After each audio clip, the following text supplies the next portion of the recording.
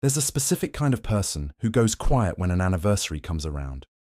Not because they forgot, not because they don't care, but because something about marking the day feels almost dangerous to them.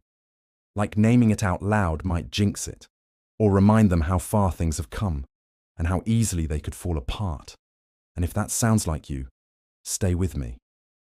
Because by the end of this, you're going to understand something about yourself that most people who love you have probably never figured out. Think about the last time someone asked if you were excited about an anniversary, a birthday, a milestone, and instead of feeling warm, you felt something heavier. Maybe a vague dread. Maybe nothing at all when you thought you should feel something. Or maybe you felt it deeply, but quietly. Somewhere inside where you never let people see. Other people seem to love this stuff. The cake, the toast, the look how far we've come. And you're sitting there wondering why you can't just be normal about it. But here's the thing, you're not broken, you're not cold, and you're definitely not ungrateful. You just experience time and love completely differently than the people throwing the confetti. Let's start here, because it's stranger than you think. People who resist celebrating anniversaries are not, in most cases, emotionally unavailable. They're often the opposite. They feel things so deeply that marking a moment with a ritual almost cheapens it in their mind. Like this relationship, this thing we've built, this grief, this survival. It doesn't fit inside a balloon and a cake. It's too real for that. There's a particular kind of emotional intelligence that runs underneath this. It's the kind that doesn't just experience a moment, it stores it. It files every detail, the lighting, the tension in a voice, the silence that came before the words. People like this don't need a date on a calendar to remember something mattered. They carry it constantly. And that's actually the first clue. There's research suggesting that people with high emotional sensitivity process experiences more deeply and for longer than others, not just emotionally, but neurologically. Their brains are doing more work, which means they're rarely fully in the present moment of a celebration, because part of them is always somewhere else. Cataloguing, cross-referencing, feeling the weight of what this moment means, while everyone else is just drinking champagne. You don't just experience the anniversary, you experience every version of the year that led to it. And that's exhausting in a way that's genuinely hard to explain to someone who doesn't live that way. But now, here's where it gets uncomfortable. For a lot of people who struggle with anniversaries, it's not really about the date, it's about what the date forces them to do, which is look. Look at where they are. Look at what they've lost or gained or survived.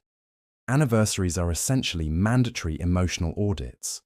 And for someone who has learned, maybe from a very young age, that looking too closely at things tends to hurt, that audit feels threatening. Think about what it's like to grow up in an environment where nothing was ever quite stable, where the mood in a room could shift without warning, where love felt like it came with conditions or expiration dates that were never clearly posted. You learn something in that environment. You learn not to count on things. You learn not to celebrate milestones too loudly, because celebrating too loudly is just setting yourself up to grieve louder later. Psychologists call this emotional anticipatory anxiety, the body's way of bracing for a loss that hasn't happened yet. And for some people, it becomes a reflex so old they don't even recognize it anymore. They just feel vaguely uncomfortable when someone pulls out the candles. And here's the part that almost no one talks about.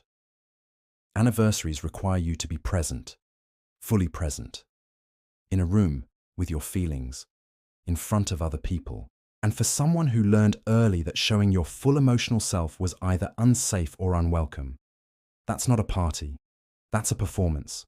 You learn to keep the real feeling private. You learn to say, it's fine, I just don't like a big fuss, and part of that is even true. But underneath it is something else. A learned smallness around the idea of your own milestones mattering. A quiet belief, never fully examined, that maybe your story isn't worth marking. That drawing attention to how long something has lasted is tempting fate. You weren't taught that your feelings were worth celebrating. So why would you know how to celebrate them now? Now here's the twist, because there always is one. The same sensitivity that makes anniversaries feel heavy is the exact thing that makes these people extraordinary to be loved by. They don't forget the small things. Not because they tried to remember, but because they couldn't forget even if they wanted to. They notice what changed in how you said their name. They feel the shift in a room before anyone else speaks. They know when something's off with you before you've said a word. That's not a quirk. That's a kind of love that runs deeper than most people ever get to experience. But it costs something.